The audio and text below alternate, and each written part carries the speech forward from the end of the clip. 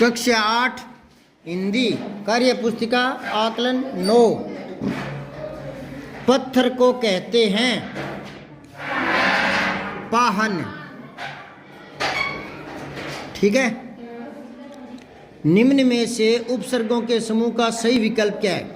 उपसर्ग होने चाहिए तो असफल, इसमें तो उपसर्ग है।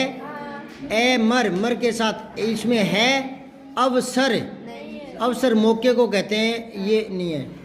अच्छा, असफल इसमें भी है, अमर इसमें भी, ए भय इसमें है, इसमें तीनों है। मिल गया अपना तो ऑप्शन।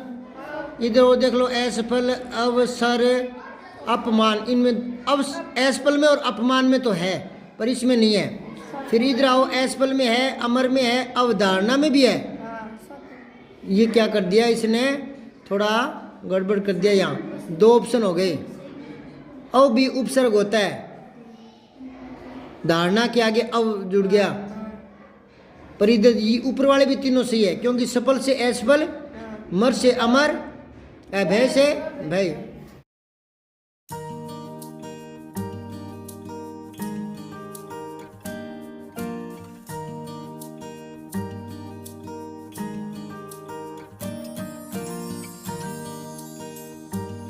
दोनों ही सही है, ये दोनों की निशान लगा लो।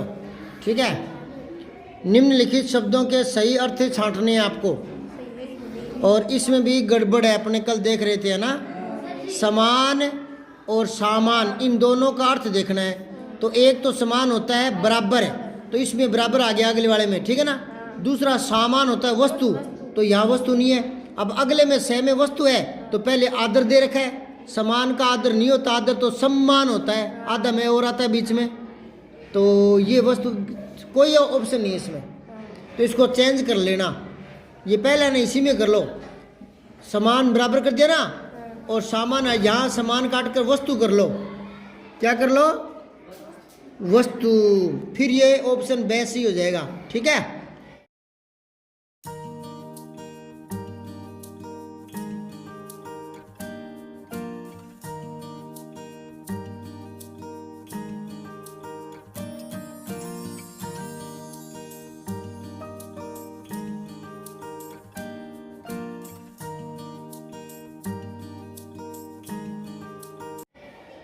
कुछ मिसप्रिंट हो जाते हैं, नई किताबें आती है ना, तो प्रूफ रीडिंग ढंग से नहीं होती, इसलिए। बादल गरज रहे थे, वाक्य में काल है। हाँ, गरज रहे थे तो भूतकाल। निम्नलिखित रेखांकित शब्दों के सही विलोम में शब्द द्वारा रिक्त स्थान की पूर्ति करनी है। तो यहाँ जो रेखांकित है ना, उनके विलोम लिख दो सीधे ही, बाद में पढ़ेंगे। वीरता, कायरता, क्या लिखोगे? कायरता। फिर ये लाभ है ना, इसका हानि लिख दो। हानि में नी हमेशा छोटा आता है, याद रखना। हानि में नी हमेशा छोटा आएगा, याद रखना, आज बता रहा हूं। फिर राजा का क्या लिखोगे? रानी तो लिंग बदला है बेटा।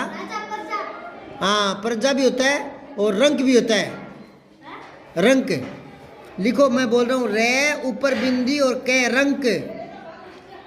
सुनो, राजा प्रजा भी हो सकता है, कोई संदर्भ हो तब, लेकिन यहाँ तो है ना रंक आएगा। रंक बोलते हैं गरीब को। कहाँ तो राजा जिसके पास कोई चीज़ की कमी नहीं होती, और कहाँ गरीब जिसको खाने को दाने नहीं है, तो राजा को उल्टा हो गया रंक। क्या? राजा और रंक। फिर है टिम्मी, इसना अग्रज। अग्रज का लिखो अनुज। क्या लिखोगे? अनुज। ए छोटा नु जय, मैंने बताया था जय जन्म लेने वाला, अनुज होता है छोटा भाई और अग्रज होता है बड़ा भाई। तो अब ये वाक्य पढ़ लो। वीरता देश को सुदृढ़ बनाती है और कायरता कमजोर। व्यापार में कभी लाभ होता है तो कभी हानि। एक दिन तो सबको मरना ही है, चाहे राजा हो या रंक। रंक यानी भिखारी। ठीक है। टिम्मी लव का, लहू है क्या? टिम्मी लहू का अग्रज है और करण का अनुज है। नाम ही पता नहीं कैसे कैसे, टिम्मी पिम्मी, ये पाश्चात्य प्रभाव है। ये अपने ऐसे नाम ही नहीं होते, भारतीय नाम ऐसे होते ही नहीं। मुहावरे का अर्थ लिखिए और वाक्य में प्रयोग करिए। तो अंधों में काना राजा, मूर्खों में अल्पज्ञानी भी श्रेष्ठ माना जाता है। लिखो मैं बोल रहा हूं, मूर्खों में बड़ा मुंह और खो के ऊपर रह। मूर्खों, मूर्खों में अल्प ज्ञानी, ए आधा ले पे अल्प ज्ञानी, मूर्खों में अल्प ज्ञानी भी श्रेष्ठ माना जाता है। श्रेष्ठ लिख लो, क्या श्रेष्ठ? श्रेय श्रीमान, ऊपर एक ही मात्रा और शय षटकोण आधा शय और ठे ठठेरा। श्रेष्ठ माना जाता है, माना जाता है। लिख लिया गया। अंधों में काना राजा, इसको समझ लो एक बार। जैसे 50 एक आदमी बैठे हों, ठीक है, उनमें एक को थोड़ा बहुत पता हो और 49 उनको पता नहीं हो, उनको बिल्कुल ही नहीं पता हो, तो जो थोड़ा बहुत पता है ना वो उनका लीडर बन जाएगा, मैं बताऊंगा, है ना। तो फिर वो हो गया अंधों में काना राजा। समझ गए क्या? भी अंधों का मतलब जिनकी दोनों आंखें नहीं दिखती, और काना मतलब एक आंख से दिखता है, तो वही राजा बनेगा फिर। तो नहीं समझे क्या? तो अल्प ज्ञानी जो मूर्ख है ना, मूर्ख, उनमें अल्प ज्ञानी है ना, थोड़ा कम ज्ञान वाला, वो भी राजा या श्रेष्ठ माना जाता है। समझ गए क्या? अब आओ 7वां। अच्छा, वाक्य प्रयोग और करना है। और एक और बता दूं मैं, इसने यहाँ भी गलती की है। ये मुहावरा नहीं है बेटा, ये लोकोक्ति है। मुहावरे को हटाओ यहाँ से, लोकोक्ति करो। लोकोक्ति, लोकोक्ति करो। अंधों में काना राजा, मुहावरे के अंत में ना लगा रहता है। 4 चांद लगना, 9 2 11 हो ना, मुहावरे में ना रहेगा। ये लोकोक्ति है, नहीं समझेगा? लोकोक्ति मतलब कहावत है। तो इसका वाक्य में प्रयोग कैसे करेंगे? लिखो, मेरी कक्षा में एक अकेला रमेश ही है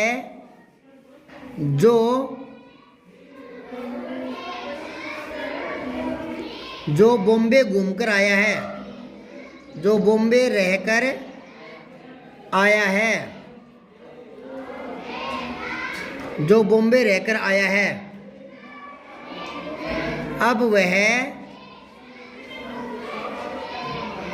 बॉम्बे की बहुत सी बातें हमको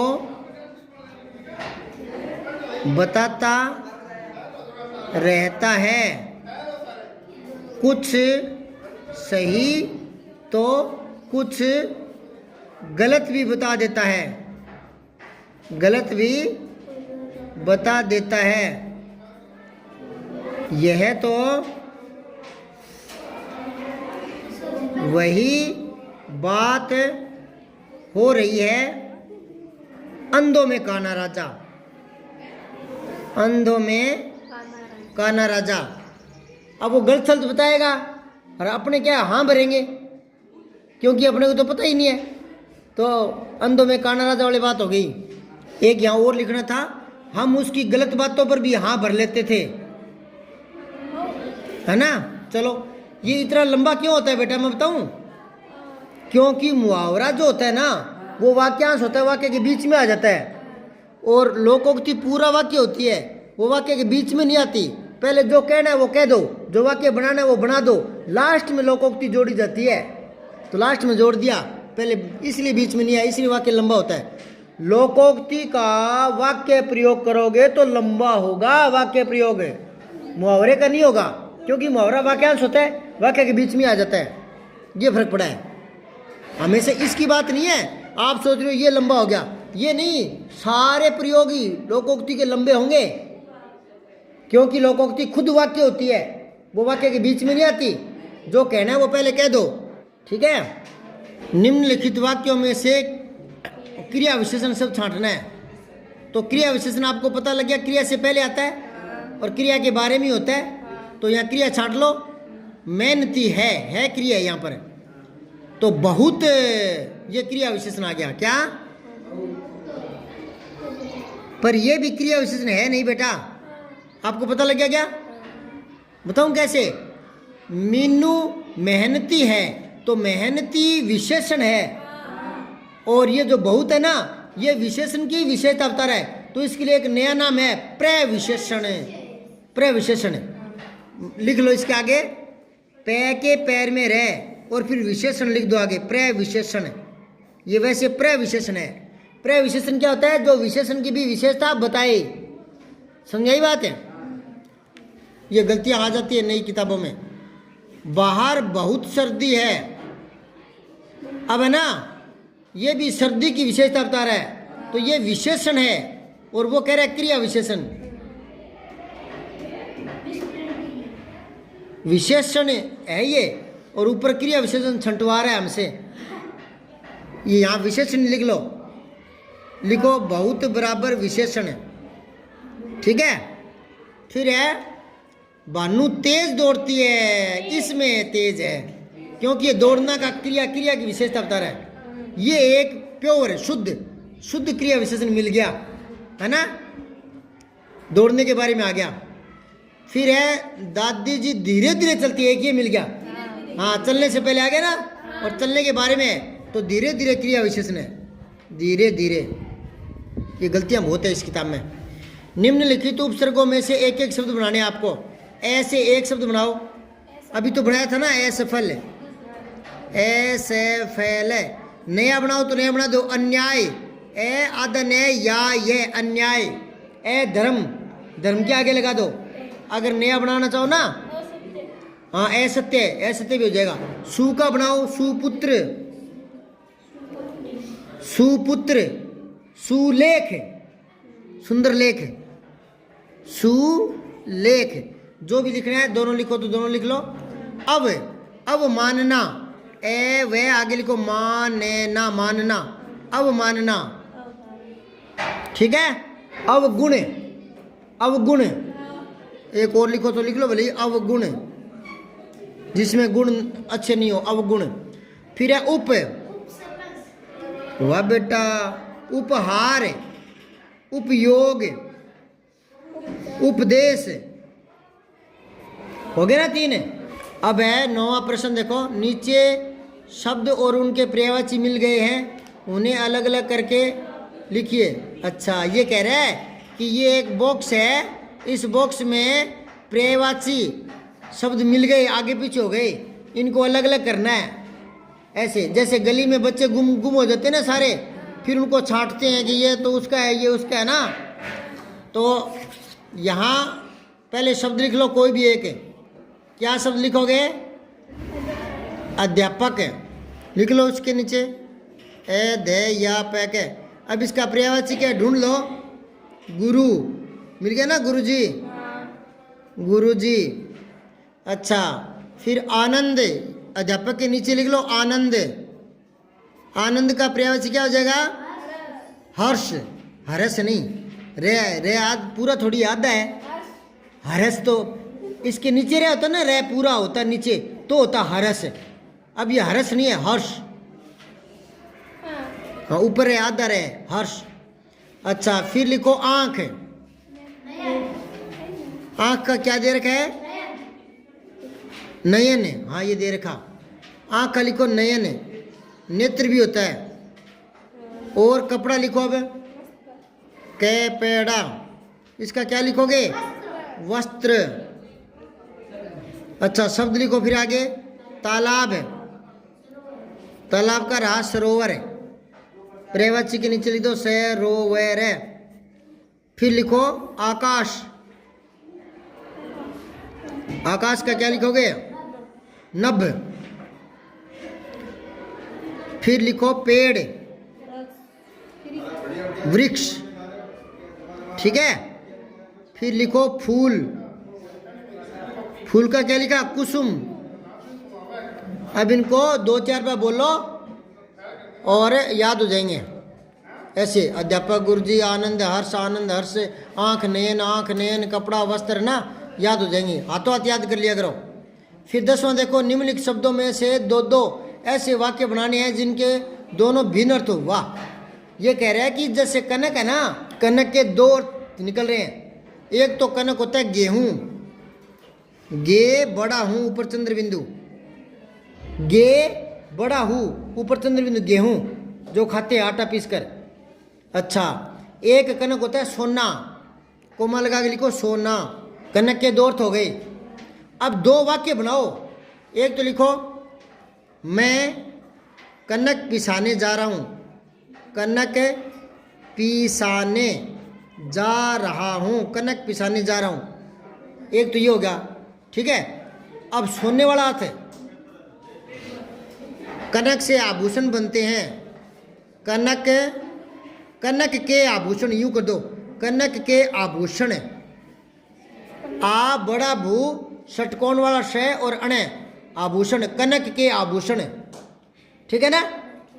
आगे वाक्य और लंबा करो तो कर लो बोली, कनक के आभूषण सुंदर लगते हैं, ठीक है ना, सुंदर लगते हैं। लंबा करो तो वाक्य। तो इसमें दो वाक्य बन गए ना, दोनों में अलग अलग अर्थ आ गया। अब आगे देखो मुद्रा। एक तो मुद्रा रुपया लिख लो चलो, और एक लिख लो मुद्रा का होता है आसन।